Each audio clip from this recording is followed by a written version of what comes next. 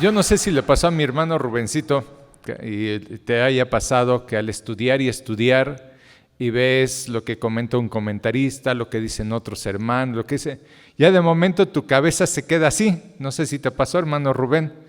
Y dabas, bueno, este grupo dice que sí vamos a pasar la gran tribulación. Este grupo dice que hay que entender los juicios de Dios de esta forma. Este grupo dice que la iglesia sí va a pasar la gran tribulación. Y comienzas a leer y de momento dices,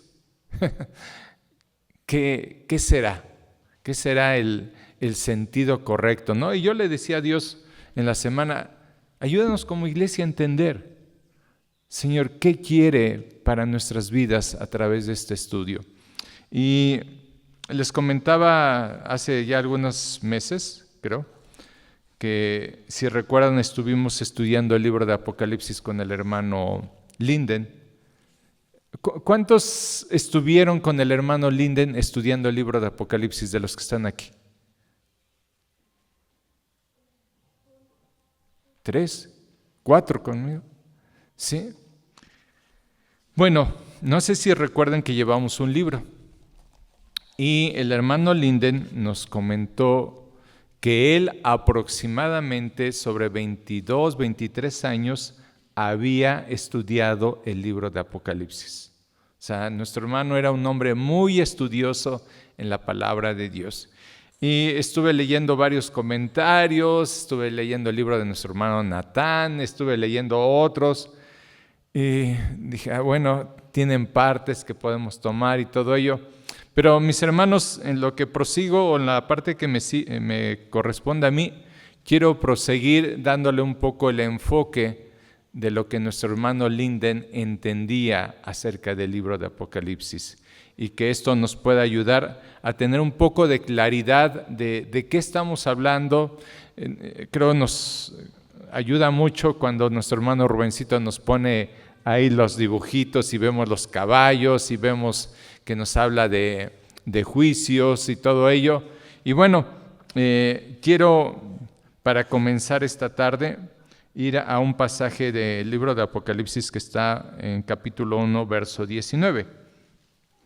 Y este pasaje lo recuerdo que tanto con nuestro hermano Pepe como con nuestro hermano Linden lo describían como un versículo clave para entender el orden de las cosas en el libro de Apocalipsis. ¿Sí? Entonces voy a pedir a mi hermana Dani que nos ponga Apocalipsis 1, 19.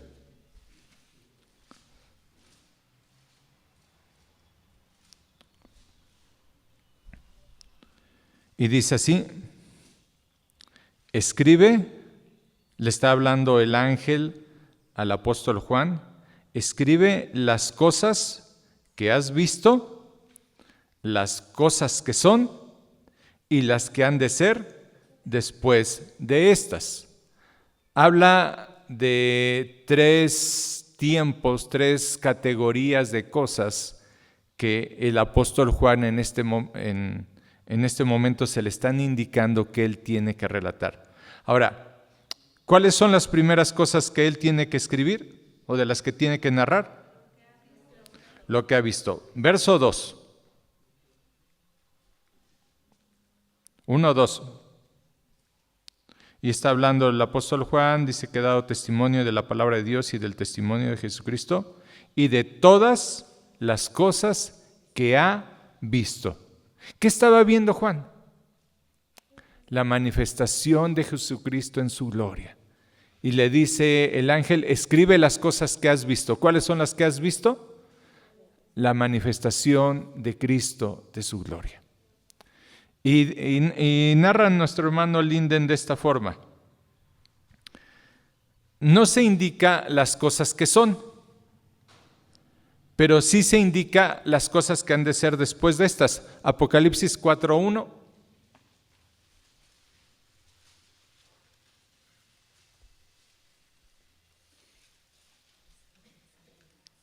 Y dice, después de esto, ¿sí? Entonces, regresamos al 19. ¿Cuáles son las últimas cosas que ha de escribir el apóstol Juan? Las que han de ser después de estas. ¿Qué dice el capítulo 4, verso 1? Juan escribe, ¿cómo dice? Después de esto, esas son las cosas de después. Y entonces el hermano Linden dice, por conclusión, las cosas que has visto es la manifestación de la gloria de Dios. Las cosas que son es el tiempo de la iglesia militante aquí en la tierra, en el tiempo que estamos. Y las cosas después de estas, capítulo 4, verso 1, son las cosas futuras.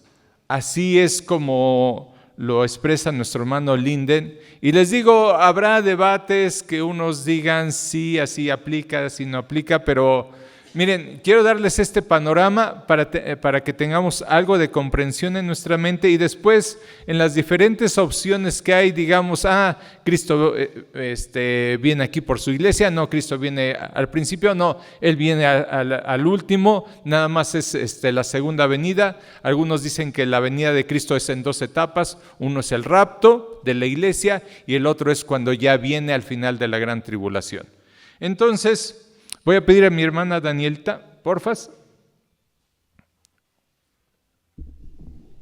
que me pongas la primera, la primera, esa mera. Bueno, no sé qué tanto se alcance a ver, hermanos. ¿Sí se ve desde atrás? Hermana Ángela, ¿sí ves? Ok, bueno. De momento déjala toda completa y después si es necesario. Bueno, en el planteamiento que hace nuestro hermano Linden y algunos más hermanos, porque no es exclusivo de nuestro hermano, aún nuestro hermano Pepe también estaba en esta forma de entender la escatología. La escatología son los eventos futuros, lo que ha de pasar. Se entendía que el arrebatamiento de la iglesia era... recuerden que vimos las cosas que has visto, que era la manifestación de la gloria de Dios. Las cosas que son el tiempo de la iglesia. Y entonces entre el tiempo de la iglesia y los juicios que han de venir, el hermano y algunos hermanos hablan de que vendrá el arrebatamiento de la iglesia antes que se abran los juicios sobre esta tierra. Primera de Tesalonicenses capítulo 4, verso 17. Si alguien lo encuentra, lo lee, por favor.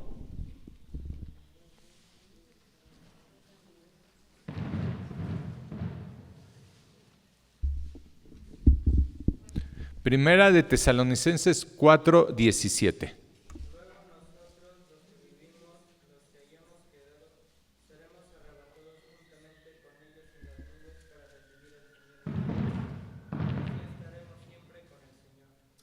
Amén.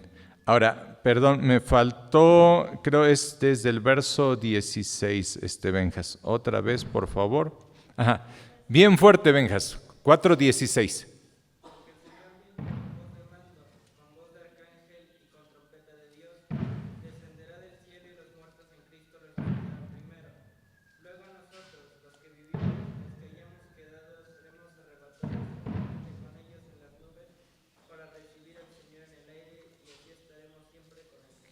Amén. ¿Qué características se habla de lo que se entiende como el rapto cuando el Señor venga por nosotros? Habrá una voz de mando, una voz de arcángel y una trompeta de Dios. Vamos a Apocalipsis capítulo 4, verso 1. Y según el entendimiento de algunos hermanos, y como lo reiteramos, son posturas que tienen algunos hermanos, no queremos ser dogmáticos o decir, así tiene que ser, pero es el entendimiento de algunos. Fíjense lo que dice Apocalipsis capítulo 4, verso 1. Después de esto miré, después del tiempo de la iglesia, hay que ver el contexto, se acaba de narrar la última iglesia de Apocalipsis capítulo 3. ¿Cuál fue la última iglesia de Apocalipsis capítulo 3? La iglesia de la Odisea. ¿Cuál era la característica de la iglesia de la Odisea? Sí, Era una iglesia indiferente, fría, y para algunos mencionan como una iglesia apóstata. ¿Sí? Y se menciona en Tesalonicenses cuando Pablo está hablando que antes que venga este hombre de pecado, el anticristo, va a haber apostasía. Muchos en la iglesia que se dicen ser cristianos lo abandonarán. ¿Por qué? Porque genuinamente no lo eran. Entonces, algunos piensan que la iglesia de la Odisea nos habla de la última iglesia que estará en esta tierra, ¿sí?, antes que nuestro Señor Jesucristo venga por su iglesia. Y entre el capítulo 3, que son las cosas que son, y después las cosas que serán, dice el verso 1: después de esto miré, he aquí una puerta abierta en el cielo. ¿Quién se describe a sí mismo como la puerta? Jesús. ¿Sí? Él dijo: el que entrare por mí será salvo, y todo ello. ¿Quién es la puerta que nos lleva al cielo? Jesús. Entonces Juan está diciendo: he aquí, estoy viendo que hay un acceso hacia el cielo. Ahora, ese acceso para el cielo, ¿para quién es? Para la iglesia, no es para todos. Y su iglesia no son el grupo de personas que pertenece a una localidad. Su iglesia es la gente renovada por el Espíritu Santo que ha reconocido su pecado, que son salvos y han manifestado una vida nueva. Y eso hay que tenerlo con mucha claridad, ¿sí? Porque a veces podemos decir, y si yo les pregunto, y levanten la mano, ¿quién es parte de la iglesia? Diríamos, pues todos. ¿Implica que todos nos iremos al cielo? Quizás no, porque no todos genuinamente han experimentado esa regeneración, ese cambio de vida. Ahora, fíjense lo que sigue expresando. Y la primera voz que oí, como de trompeta, hablando conmigo, dijo: sube acá. Esa frase es una frase de mando. Entonces, comparten algunos hermanos y entienden que Apocalipsis capítulo 4, verso 1, está hablando de la iglesia que subirá, el rapto de la iglesia que subirá, ¿sí? Y que la voz de mando y la trompeta de Dios sonarán y la iglesia subirá antes de que se emitan los juicios de Dios. Y esto muchos hermanos lo entienden y lo creen así por contextos bíblicos como: antes de que cayera el juicio de Dios sobre Sodoma y Gomorra, ¿qué pasó? ¿Qué es lo que le dijo a Abraham? Señor, si aún hubieras 50 justos, ¿tú vas a traer juicio sobre el justo y el injusto? ¿Y qué dijo el Señor? No. Y ya sabemos cómo va bajando la cantidad, pero antes del juicio, Dios sacó al justo. En el tiempo de Noé, dice que el corazón del hombre era de continuo solamente el mal. Y Dios trajo el diluvio. Y antes del diluvio, ¿qué pasó con aquel hombre que había hallado gracia? Fue salvado en el arca y el juicio de Dios vino sobre la gente impenitente, no arrepentida. Ahora, hay que entender esto. Podríamos decir, sí, pero hoy en día hay muchos cristianos que están sufriendo, pero no es el juicio de Dios. Y en el libro de Apocalipsis capítulo 4 y capítulo 5, ¿quién es el que tiene en su mano este libro de juicios? ¿Y quién es el que abre los juicios?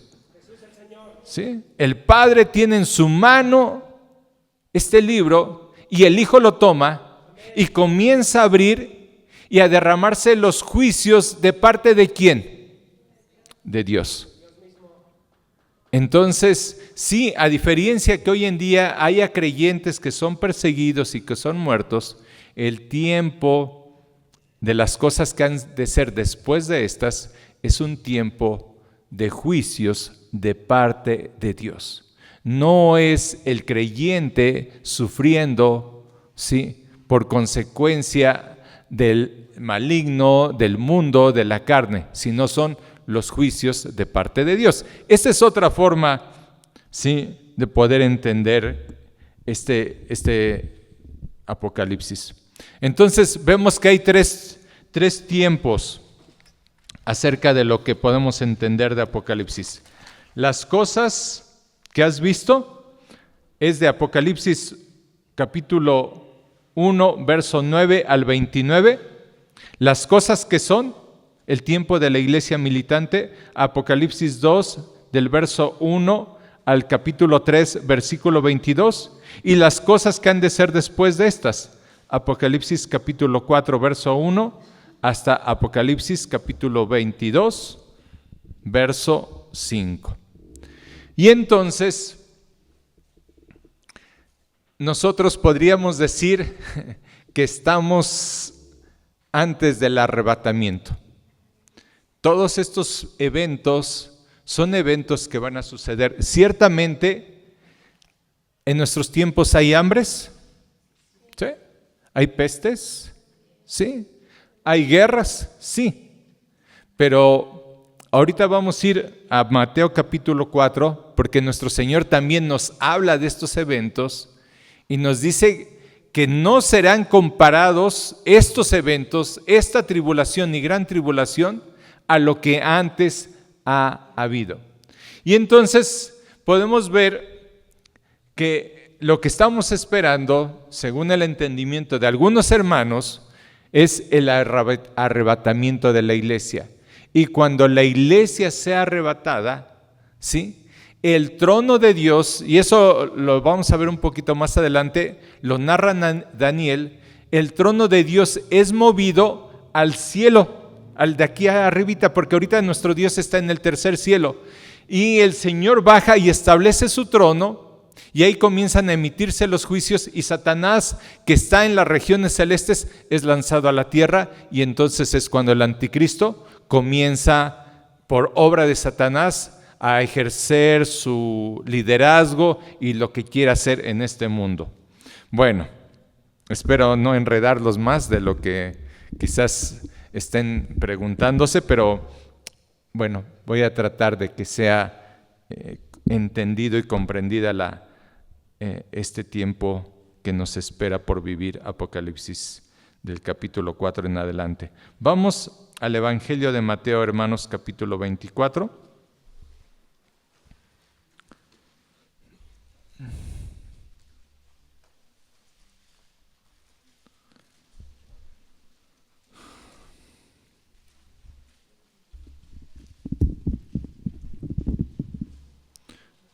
Mateo capítulo 24. Y para algunos hermanos, lo que narra nuestro Señor Jesús es lo que está descrito en Apocalipsis, pero Él lo resumió en cosas las más sobresalientes, y todo lo demás, los detalles que encontramos que narra Juan, muy descriptivamente, el Señor no las explica todas ellas, pero sí da a grandes rasgos lo que serán los juicios de parte de Dios sobre esta tierra. Y dice así, le voy a dar lectura, vamos a leer del verso 1 al verso...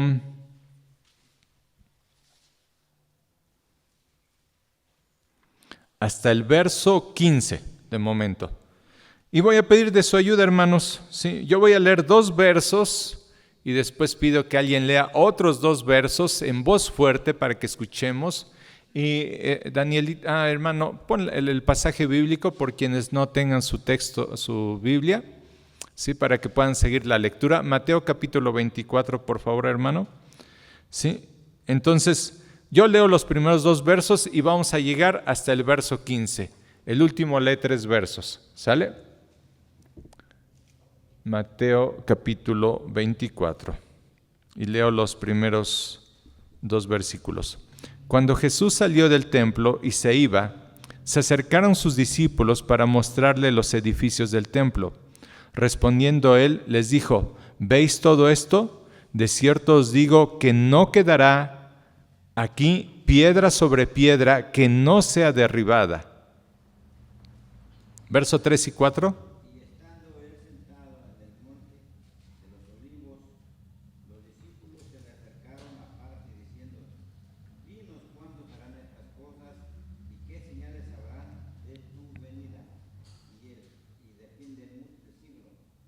Respondiendo Jesús les dijo: Mirad que nadie os engañe.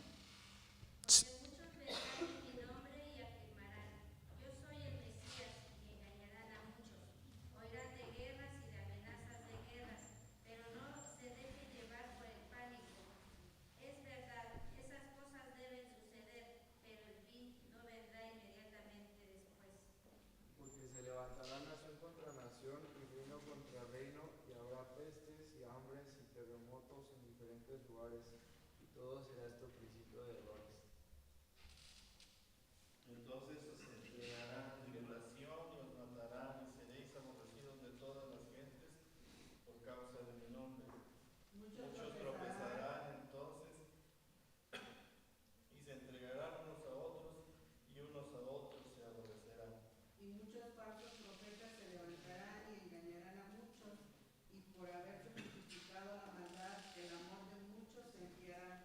Mas el que persevera hasta el fin, este será salvo, y será predicado este evangelio del reino en todo el mundo, para testimonio a todas las naciones, y entonces vendrá el fin. Por tanto, cuando veáis en el lugar santo la abominación desoladora de que habló el profeta Daniel, el que lee, entiende. Ok. Muchos hermanos han dicho, este versículo 15 es la conexión con el Antiguo Testamento de lo que narra Daniel, porque Daniel también habla de la abominación desoladora, que es cuando el anticristo entrará al templo de Jerusalén y ofrecerá ahí un animal inmundo. Esto ciertamente en el año 136 más o menos antes de Cristo, un emperador entró y hizo esta abominación. Pero esto no ha sido el cumplimiento de esta profecía, porque Jesús la vuelve a describir muchos años después, que esto es algo futuro. Pero bueno, verso 5, hermanos. Verso 6. Y oiréis de guerras y rumores de guerras, mirad que no os turbéis, porque es necesario que todo esto acontezca. Verso 7, porque se levantará nación contra nación y reino contra reino, y habrá pestes, hambres, terremotos en diferentes lugares. ¿Qué es lo que vimos en los primeros en los sellos de los que nos estuvo hablando nuestro hermano Rubén? ¿Cuáles eran las características? ¿De qué se nos estuvo hablando? ¿Qué traían estos sellos? ¿Cuáles eran las características principales? ¿Había muerte? Bueno, había primeramente guerras, ¿sí? Había hambrunas, había pestes, ¿sí? Pobreza. Para muchos, ¿puedes regresar a la imagen, Eli, porfas? Para muchos hermanos, el cumplimiento de de los primeros 6 sellos, ¿sí? Para muchos el cumplimiento de los primeros 6 sellos, ¿sí? Es lo que nuestro Señor Jesús está hablando hasta el verso 15, porque para muchos se entiende que esto es la primera parte de la gran tribulación, lo que nada más se le llama la tribulación, ¿sí? A ver si lo puedes agrandar un poquito más, mi hermano. Sí, y entonces, si vemos ahí, vienen los primeros 7 sellos y las trompetas de las cuales vamos a ver, y para muchos hasta ahí es los 3 años y medio de la semana 70 de Daniel. Y ahí vengo con otro dilema. ¿Se acuerdan de las semanas de Daniel, hermanos?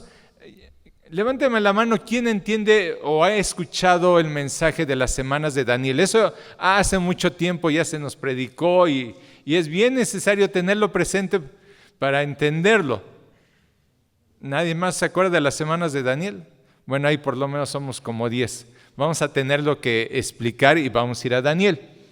Y esa es una profecía que Dios le dio al profeta Daniel acerca de eventos futuros, y algunos de ellos ya pasaron y algunos de ellos están por pasar. Se entiende que la última semana de las 70 semanas de Daniel, cada semana equivalía a 7 años. Esos últimos 7 años, la última semana, está pendiente por pasar. Y entonces, lo que ven aquí en estos eventos de los sellos, las trompetas y las copas es la última semana de Daniel. Y lo que muchos entienden es que los sellos y las trompetas equivalen a la mitad de la semana de Daniel. ¿Por qué? ¿Por qué? Porque el verso 15 nos habla nuestro Señor Jesús y conecta al Antiguo Testamento con los eventos que está narrando aquí nuestro Señor Jesús. Verso 15. Por tanto, cuando veáis en el lugar santo la abominación desoladora de que habló el profeta Daniel, ¿sí? Esto es algo que el profeta ya había profetizado, y les digo, con Antíoco Epífanes pasó en el año 136 cuando vino este ofrecimiento de un cerdo ofrecido a Zeus en el templo. Esto solamente era un cumplimiento parcial de esta profecía, porque esta profecía la va a cumplir el anticristo. ¿Sí?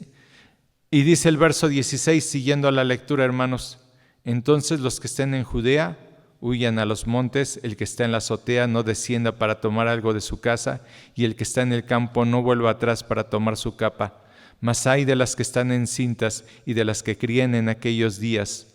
Orad pues que vuestra huida no sea en invierno ni en día de reposo, porque habrá entonces gran tribulación, cual no ha habido desde el principio del mundo hasta ahora, ni la habrá.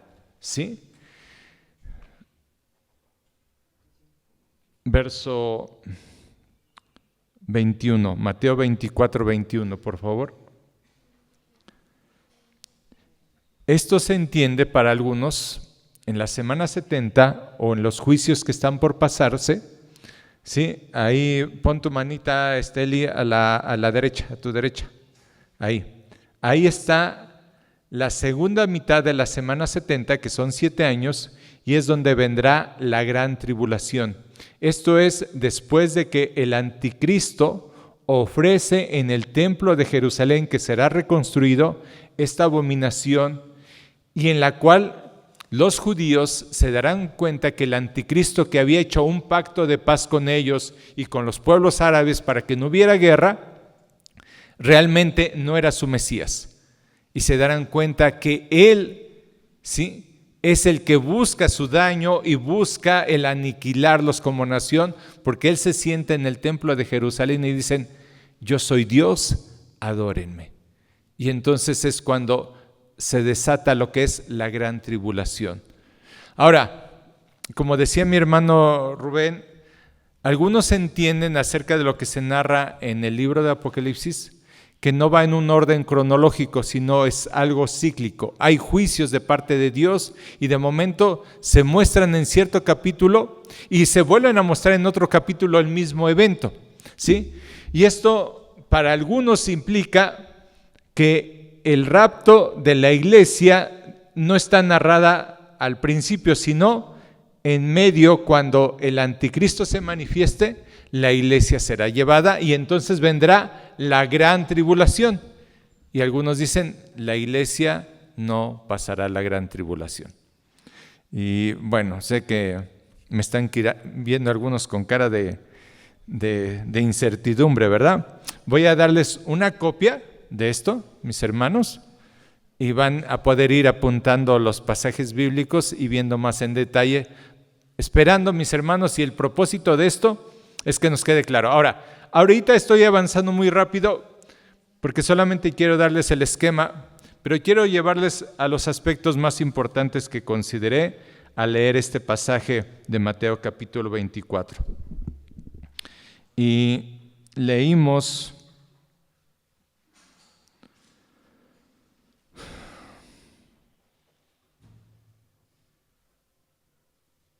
el verso 13. En medio de estos tiempos de pruebas, de tribulaciones, de juicios, hace una advertencia a nuestro Señor Jesús. Mas el que persevere hasta el fin, éste será salvo. Algunos piensan que esto es para el pueblo de Israel y los creyentes que se van a convertir. Para algunos piensan que esto es para la iglesia. Y sean los creyentes judíos que se van a salvar y que van a creer en el Mesías, o sea para la iglesia, aquí hay una indicación o una advertencia que debemos tener muy en cuenta, hermanos. ¿Qué dice el pasaje? Mas el que persevere hasta el fin, éste será salvo. ¿Esto significa que tu perseverancia en la vida cristiana te da la salvación?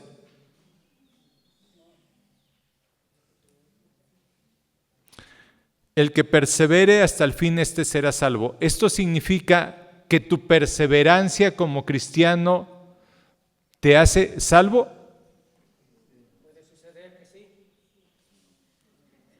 Entonces, ya no es por fe, es por obras. Ok. Ok. Entonces, no es mi perseverancia que me da fe. Es mi fe, es el que cree, el que persevera. ¿Quiénes serán los que perseverarán? Los que creyeron. ¿Sí? Sí, y esto es importante porque algunos dicen, saben, y platicando con una amiga testiga de Jehová, y porque ahorita vamos a ver la última parte que habla del buen siervo y todo ello, y dice, no, es que nosotros, ellos lo han transversado así. El capítulo 7 de Apocalipsis que vamos a ver habla de los 144,000 y dice que solamente los 144,000 son los que van a perseverar y son los que van a ser salvos, ¿sí? Y que ellos por su esfuerzo, porque lo que les dicen ahí en sus templos de los testigos de Jehová, tú tienes que salir a predicar y tienes que hacer esto y tienes que dar esto y tienes que hacer esto, porque si tú no lo haces y viene el Señor, tú no vas a ser salvo. Y no vas a ser de los 144,000. Pero eso no es lo que dice la palabra, sino como se acaba de mencionar, y es importante tener eso con claridad en nuestra vida. Si tú tienes una fe genuina en Jesucristo y eres hijo de Dios, vas a perseverar. ¿Sí? Solamente tu perseverancia será manifestación de lo que genuinamente hay en tu corazón. Dice primera de Juan que algunos estuvieron con nosotros y no siguieron con nosotros porque no eran de nosotros, porque si hubieran sido de nosotros, hubieran permanecido con nosotros. ¿Qué significa esto? No había una fe genuina. ¿Sí? ¿Por qué una persona, y sí, ya lo hemos dicho, se sienta, escucha, se goza y los cantos bien bonitos y estuvo en el campamento, pero tiempo después decimos, ¿qué pasó? Oye, pero si estuvo con nosotros, si escuchó, si hasta estuvimos en el mismo drama ahí en Navidad. ¿Qué ha pasado? Y esta es una advertencia para nuestras vidas. ¿Sí? Ciertamente, por más que quisiéramos cambiar el corazón de una persona, no lo podemos hacer. Podemos orar por él, podemos testificarle, podemos exhortarle y animarle. ¿Sí? Pero es una responsabilidad personal. ¿Sí? Mi relación con Cristo y mi fe genuina en Él. ¿Sí, hermano?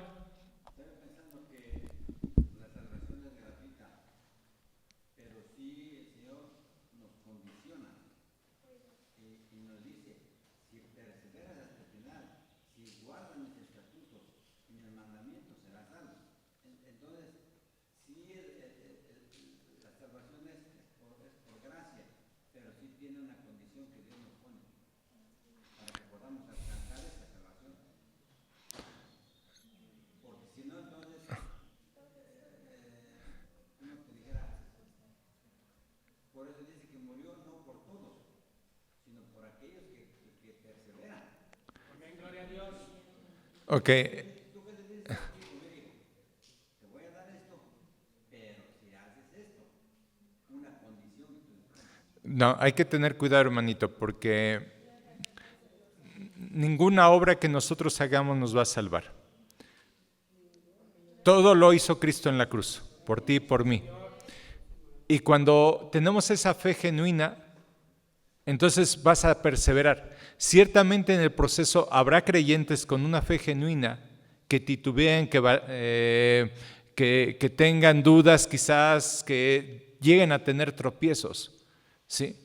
Pero como lo dice su palabra, Dios al que ama, ¿y a quién ama? A sus hijos. ¿Qué hace? Disciplina. Para levantarlo ahí de que se cayó y se ensució y ya no quiere seguir adelante. Y aún en un grado extremo, ¿qué hace con sus hijos? Como leemos en 1 Corintios 11. Algunos por esta causa son débiles, están enfermos, o algunos duermen. Se los ha llevado. Pero ciertamente nuestra fidelidad, nuestra perseverancia es manifestación de la fe genuina. ¿Sí? Y yo creo ahí sí implica mucho del crecimiento de nuestra vida espiritual, porque lamentablemente ¿sí? La fidelidad a Dios no se manifiesta en todos, siendo hijos de Dios genuinos, en todos de la misma forma. ¿Sí? Me encantó el jueves antepasado, ¿no? Y qué bonito, había muchos hermanos. Y este jueves pasado, ¿dejó de ser Dios el mismo? ¿Por qué cambió mi fidelidad? Por una fecha. ¿Por qué cambia nuestra fidelidad a Dios? ¿Sí? Entonces, hermanos, tenemos que mostrar nuestra perseverancia a Dios en todo tiempo. En todo tiempo. Y los que son genuinamente salvos van a perseverar. Y sigue diciendo, mis hermanos, verso 32, Mateo 24, 32. Por favor, Eli, el texto. Mateo 24, 32. Está hablando de los eventos que anteceden a lo que nuestro Señor Jesús está hablando de este tiempo de tribulación y de gran tribulación. Y el Señor nos da, no sé si pistas o cómo será, nos da antecedentes para entender cuándo vendrán estas cosas. Y dice, verso 32, de la higuera aprended la parábola. Cuando ya su rama está tierna y brotan las hojas, sabéis que el verano está cerca. Así también vosotros, cuando veáis todas estas cosas, conoced que está cerca a las puertas, que viene nuestro Señor, que este tiempo se va a presentar. Ahora, dice que de la higuera aprended la parábola. Cuando se refiere a la higuera, ¿a quién se refiere, hermanos? Vamos rápidamente a Lucas capítulo 13.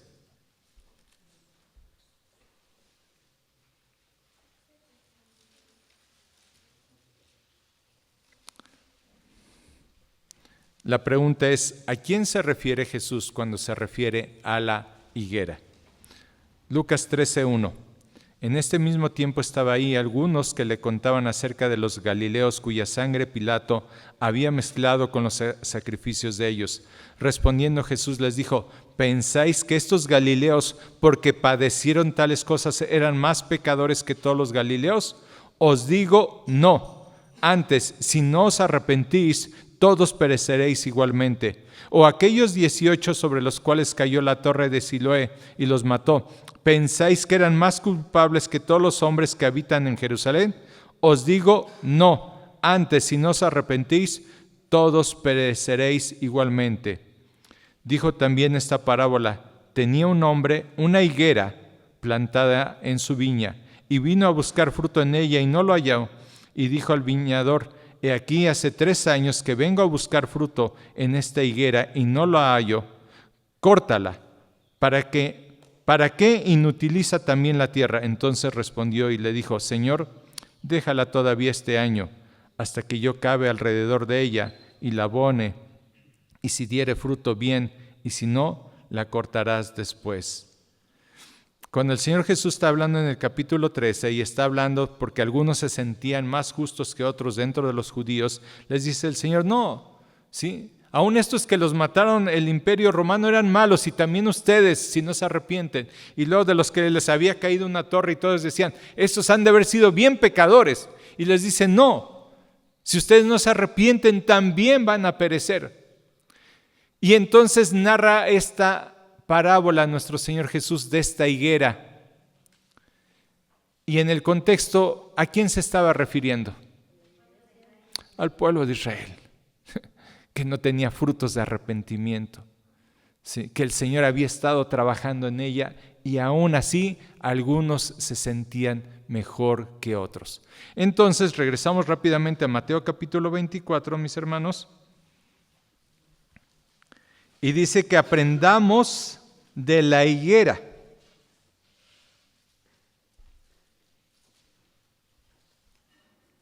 Verso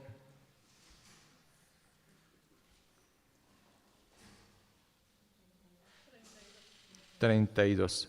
De la higuera aprender la parábola. Cuando ya su rama está tierna y brotan las hojas, sabéis que el verano está cerca. Muchos siglos Israel dejó de ser nación. ¿Cuándo volvió a ser nación Israel, hermanos? En 1948. La higuera comenzó a dar sus hojas otra vez. De la higuera aprender la parábola, cuando ya su rama está tierna y brotan las hojas, sabéis que el verano está cerca. Así también vosotros, cuando veáis todas estas cosas, conoced que está cerca a las puertas. De cierto os digo que no pasará esta generación hasta que todo esto acontezca.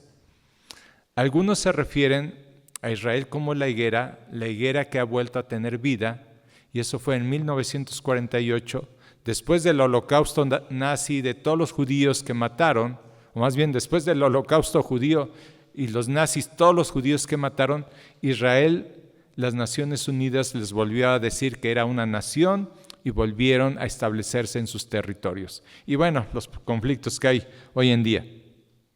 Y dijo el Señor algo: de cierto os digo que no pasará esta generación. ¿Cuál generación?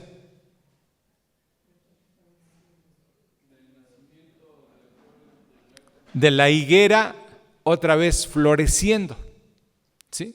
No va a pasar esta generación antes de que todo esto acontezca.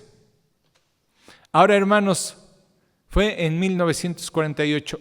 ¿Cuántos años dura una generación? Salmo 90.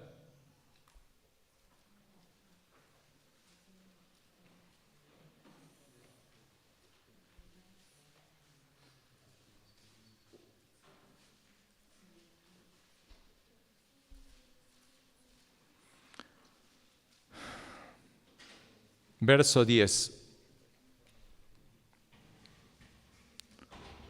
Los días de nuestra edad son 70 años y en los más robustos son 80 años. O sea que hasta 80 años puede durar una generación.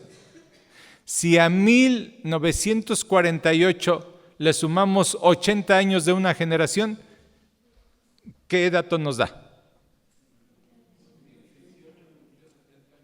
¿Mandé? ¿Y 80 que son para los más robustos? 2028. Bueno, en el entendimiento de algunos, mis hermanos, el Señor dijo: aprendan de la higuera. Yo estoy a las puertas. Vean cuando la higuera está floreciendo otra vez. Y no va a pasar esa generación, ¿sí?, sin que antes sucedan todas estas cosas. Algunos así entienden todavía los tiempos cercanos en los cuales el Señor está próximo a venir. Sí. La generación no era 40 años, precisamente lo mencionó desde el Antiguo Testamento, cuando de 20 años para arriba, y decía esta generación, y llegaban a los 20 años y de ahí eran 40 años. O sea, regularmente se menciona generación como 40 años. Bueno. Nada más hago un tratamiento más, porque si son 40 años y son 30 del Señor Jesús, a los 70 años fue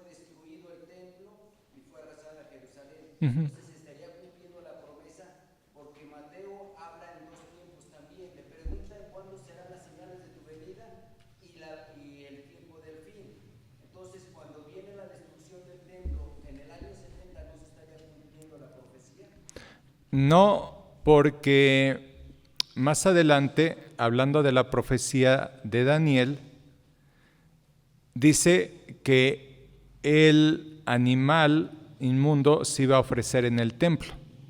Si habló de que ya estaba destruido, ¿en qué templo va a ser ofrecido el animal? Pero la pregunta fue, ¿cuándo será destruido el templo? Uh-huh. Y les dice, no pasará esta generación hasta que esto acontezca. Entonces no estaba hablando del sacrificio, sino de la destrucción del templo, porque comienza la pregunta ahí, después de que se sientan en el monte de los olivos, le hacen la pregunta, si lo quieres volver a leer, Sí. en qué proceso está haciendo la pregunta, y luego viene la contestación de Jesús. Bueno, podríamos entonces solamente limitar que lo que Jesús dijo, que no pasaría esta generación, solamente la destrucción del templo. Pero Jesús acaba de hablar de toda la narración, de los juicios, de las hambres, de las guerras, de que iba a ser ofrecido este animal inmundo, y él al último de todo ello dice, y no pasará esta generación. Entonces, podrías entenderlo así, y hay quien lo entiende que se refiere a que la generación en la cual la higuera volvió a florecer, o sea que Israel volvió a ser nación, esa generación no iba a pasar sin que estos acontecimientos ya estuvieran pasando. Ese es como lo he comentado, a veces hay diferente entendimiento, lo estaba yo leyendo, y nuestro hermano Linden expresaba que él comprendía que cuando se refería a la generación de Israel, se refería a Israel formado como nación. Recuerdo que nos decía el hermano que él guardaba todos de los periódicos, cosas en las cuales él entendía que se estaba cumpliendo la profecía. Y en 1948 nos decía, porque nuestro hermano tenía casi 70 y tantos, ¿cuántos años? Sí. Entonces, él todavía pudo ver a Israel formado, o supo de la noticia, ¿no? Entonces, aquí está hablando de que esta generación no iba a pasar sin que todas estas cosas ya comenzaran a acontecer. Es lo que dice el Señor en el verso... regresamos a Mateo capítulo 24.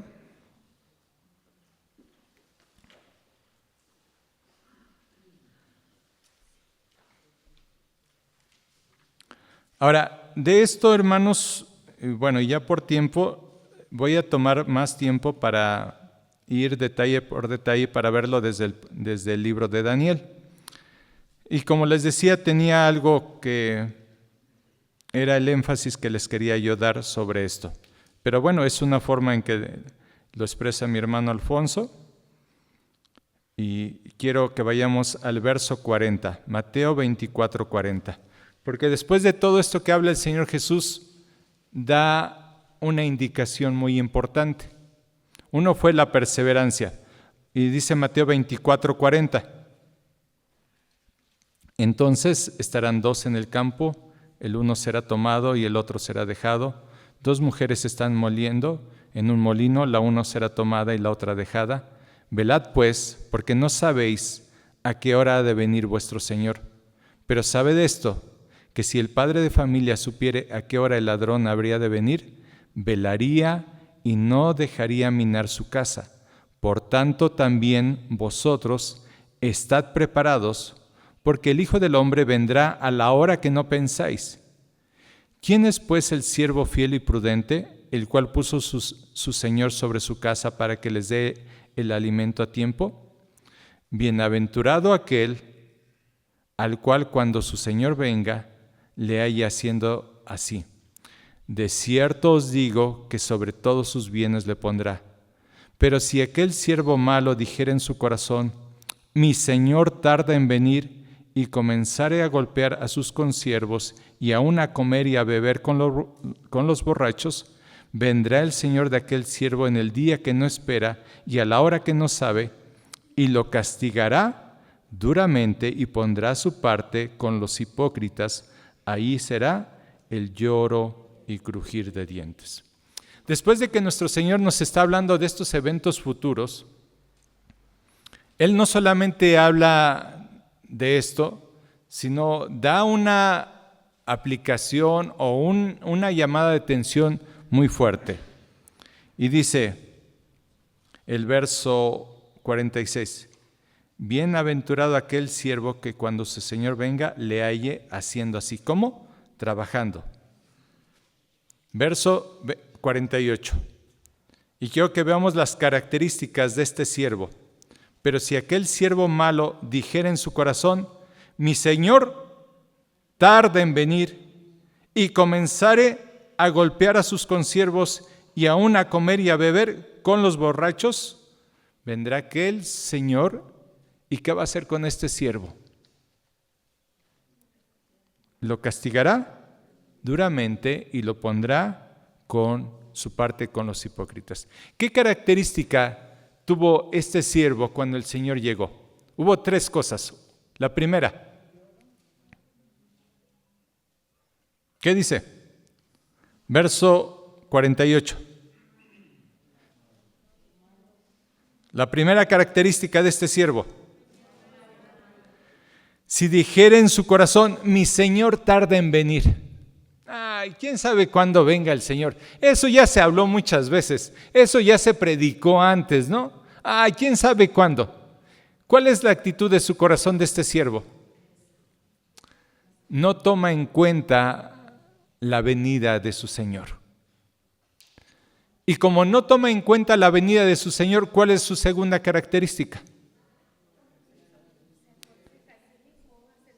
¿Qué hace? Comienza a golpear ¿a quién? A sus consiervos. Comienza a maltratar a sus hermanos. Comienza a dañar a sus hermanos. Y después a comer y beber con los borrachos. Vive mundanalmente. ¿Cuáles son las características? Toma en poco la venida del Señor. Está en conflicto con sus hermanos y vive mundanalmente. Y a este punto quería llegar, mis hermanos. Y yo sé que hay dudas y hay cosas de que las podemos entender de una forma o de otra forma, pero creo que la aplicación es lo principal. Una, ¿sí tomas en cuenta que viene el Señor? ¿Qué dice 1 Juan acerca de los que toman en cuenta que viene el Señor? Dice que aquellos que tienen presente que viene el Señor viven en santidad. Están preparando sus vidas. ¿Sí? Venimos al aniversario y nos gozamos y cantamos y nos abrazamos y comemos juntos y es un tiempo bien hermoso. Pero esa es nuestra práctica de cada día, vivir en búsqueda de Dios, adorarle a Dios. Leemos nuestras Biblias cada día, estamos orando, ¿sí? Perseveramos, hermanos. ¿Cuál es el segundo aspecto que tenía este hombre? Tenía pleitos con sus hermanos. Y saben, hermanos, a veces es triste escuchar, bueno, pues yo tengo este ministerio y voy a participar, pero si me traen a cierto hermano o a cierta hermana, mejor no trabajo. No, es que yo mejor me acostumbro así. No, es que yo sé trabajar con tal hermano.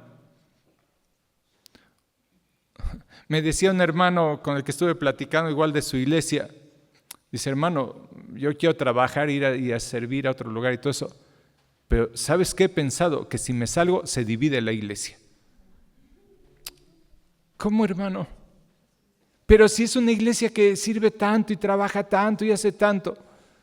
Sí, pero mira, me dice que un día le dijo así a un hermano, oiga hermano, por favor, ¿podrías llevar tu anafre?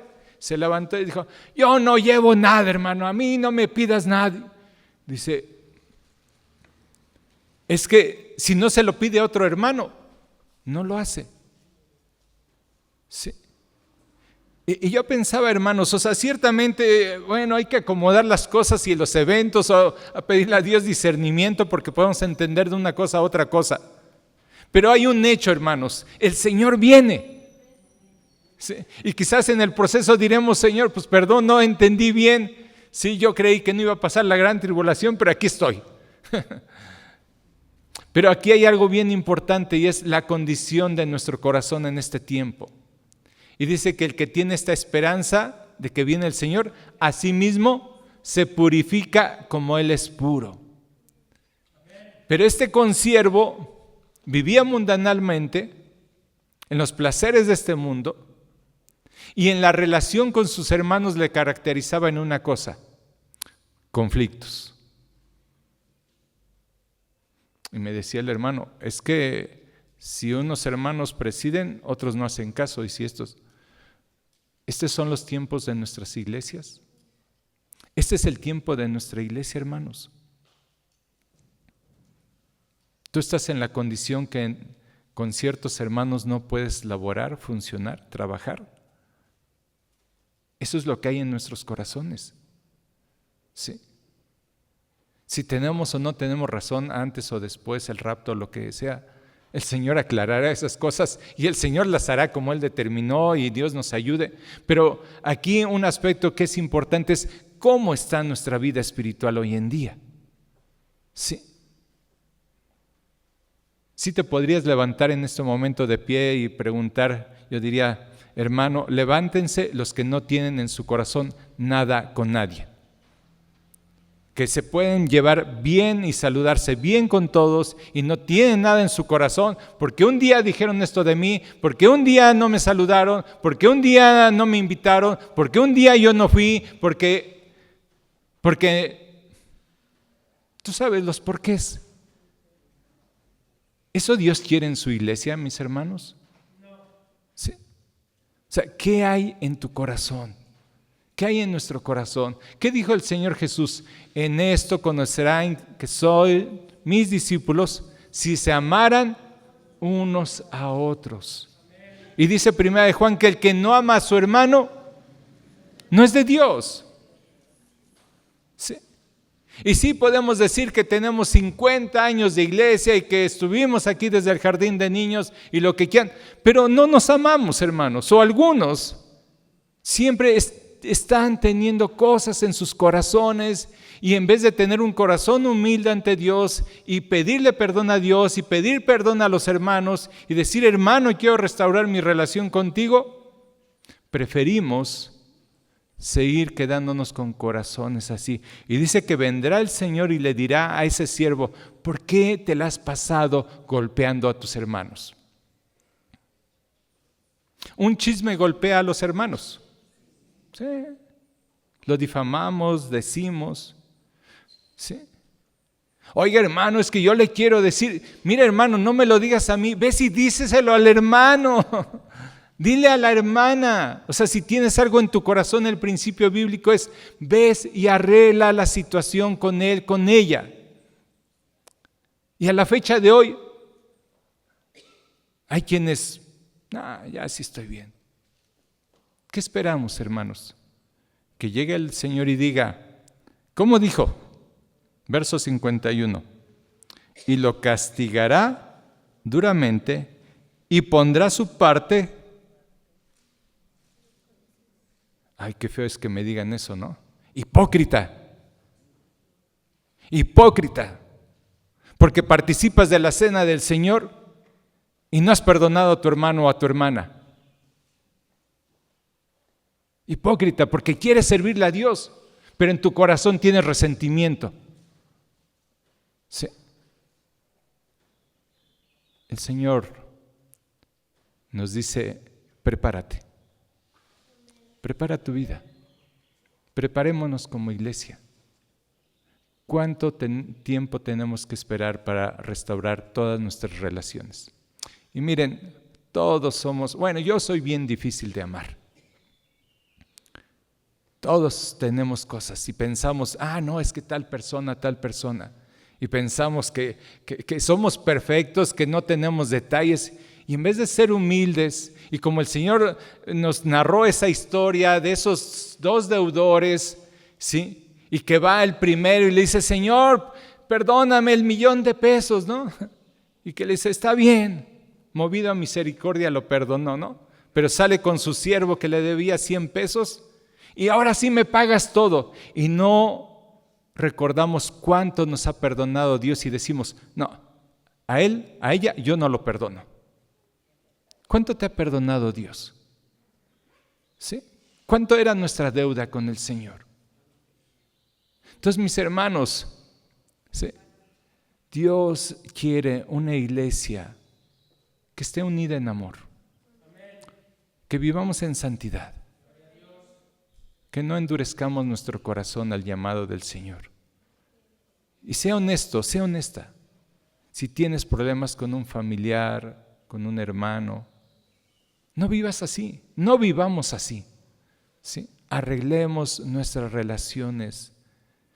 Y ya lo he dicho 2 veces últimamente y lo daré por 3ª vez.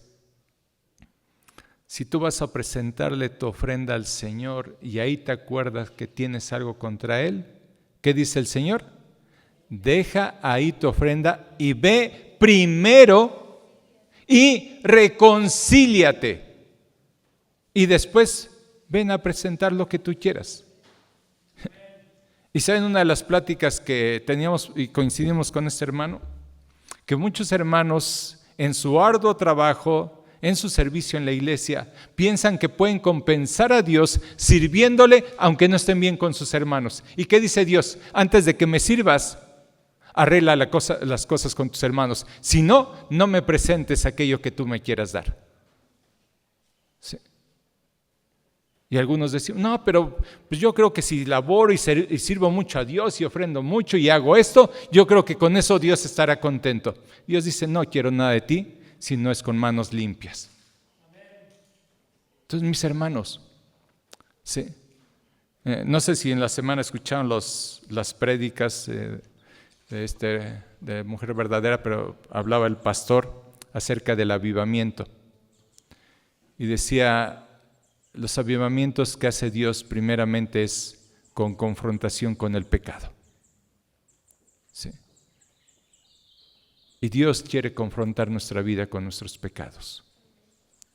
Yo no sé, mi hermano, mi hermana, cuál sea la situación de tu corazón, pero quiero animarte. Preparémonos, tengamos presente que sí viene nuestro Señor, ¿sí? Y que vamos a rendir cuentas. Y qué terrible será que algunos nos pudiera decir el Señor, eres un hipócrita.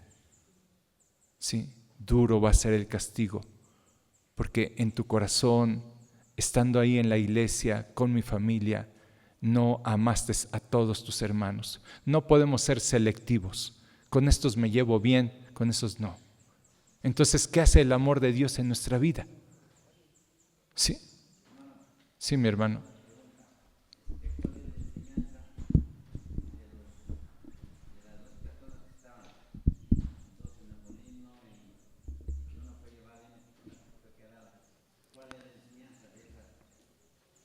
Pues ahí, mi hermano, es que lamentablemente podremos estar 50 en la iglesia y quizás 20 serán llevados y 30 dejados, porque no significa que porque sea mi esposa o porque sea mi hijo son salvos.